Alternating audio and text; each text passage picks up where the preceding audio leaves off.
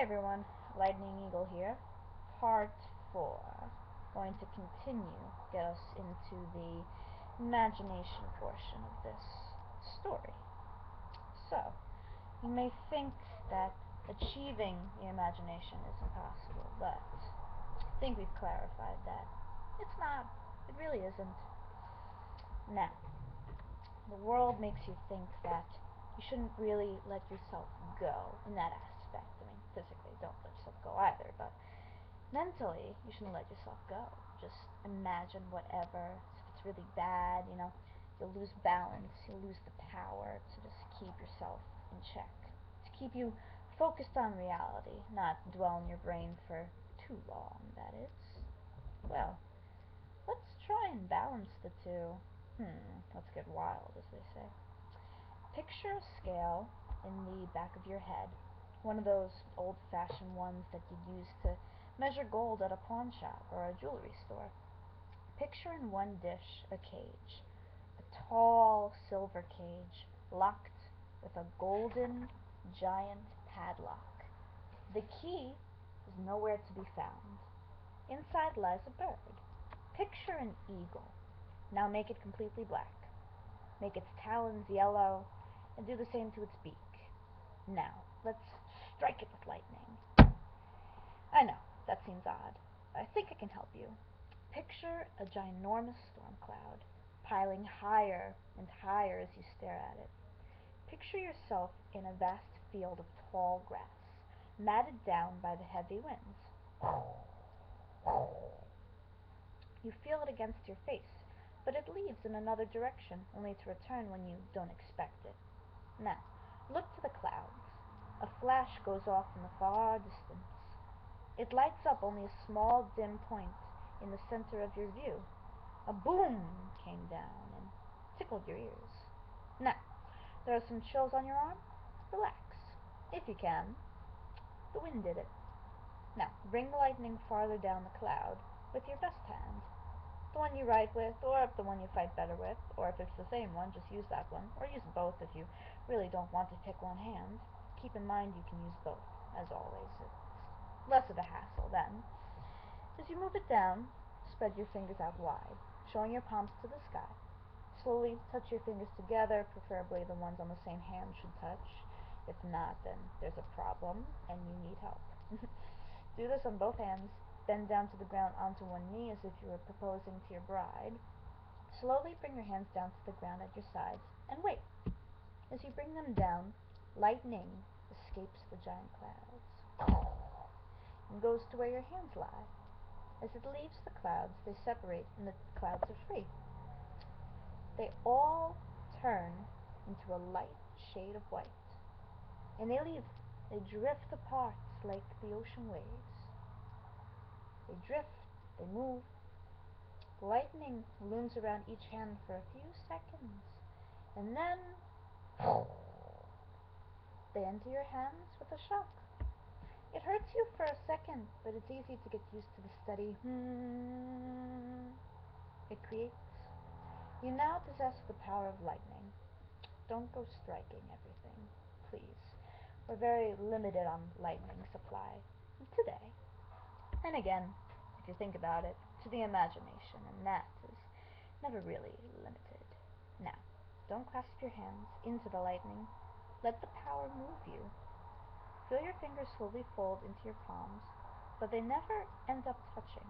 It's just at that point where they're almost there, but they're stuck. They're just stuck in that position. Now, hold your hands in that position, and let's head back to the bird. Now back at the scale, you stand in front of the cage. The bird is sitting on a silver swing inside, and as it stares at you, the eyes are a bright blue. Slowly raise your hands from your sides and bring them up to face you. Hold it for a few moments and stare at the lightning. Don't worry, it won't blind you in this situation. Now, flip your hands around to face the bird and show your palms. Zip! The lightning leaves your hands and travels out to the bird. You feel the energy leave your fingers, and the you heard is now gone. It struck the bird with such a strong light You immediately turned away. I told you that you wouldn't become blind. Trust me, I know these things. Now, look back at the bird. On its right eye, white feathers surround the area, shaped like one of the lightning bolts you just possessed. As it turns around to peck at its wing, you see there are white feathers on the tips and on the back. A long lightning bolt stretches down to the tail. It is a magnificent creature. This, my friends, is called the lightning eagle. It can summon lightning and thunder from clear skies. It can squawk so loud it booms like thunder. For the time being, this creature shall look over you in your travels. One of your guardians, we'll say. Now, look at the other side of the scale. In the opposing dish, yes, an opposing dish, lies a rattlesnake and a key. Hope you have a snake charmer. The snake is guarding the key, and one bite from this creature can kill you in minutes. Well, that's outside in the real world. In your brain, you just wake up, and then this whole trance would be a waste of time. And that would not be fun, now would it? But it's mainly your mind playing tricks on you. Solve your way around it. As you move around the dish, the snake follows you, turning itself around and protecting the key. Try and soothe the snake. It's hissing and puffing out its nasty breath at you as it moves, and as you move. Now, picture a snake charmer, one that you may find in Southeast Asia. Usually it's a man sitting crisscrossed in front of a basket.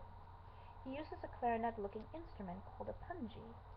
Commonly it's done on cobras, but this can work with any snake. In your mind, but not really in real life. It follows the movement as if it were a threat. You, at the moment, are its threat. Now, imagine the instrument in your hands. It's a long instrument and requires easy breathing. It has two red pipes in the front. Place your mouth on both of them and begin puffing out air. As you do so, begin swaying the instrument left and right. The snake mimics the movement. Start moving away from the dish slowly, and the snake will follow you. Keep moving until you're far enough to where the snake is away from the key and the dish. Slowly put down the punji and start towards the scale. The snake seizes the punji. Now head back to the scale quickly and grab the key. Now, this key is huge. It's a long key. On one end is the image of a bird engraved in the gold material. It has its wings spread out ready to fly. On the other end is the portion that should fit into the padlock. It should, hopefully. It consists of a series of lines, dashes, and as they go down, they become shorter and thinner. Hold up the key to the light. Yes, there is a light now. Above your head is an old-fashioned ceiling light. That has a string hanging that you pull on to turn it on and off. As you hold the key up to the light, the lines begin to move, and the bird starts to flap its wings. The movement speeds up until it's a series of colors, not longer lines, and the bird actually flies off the key. It's now in the air! Look around.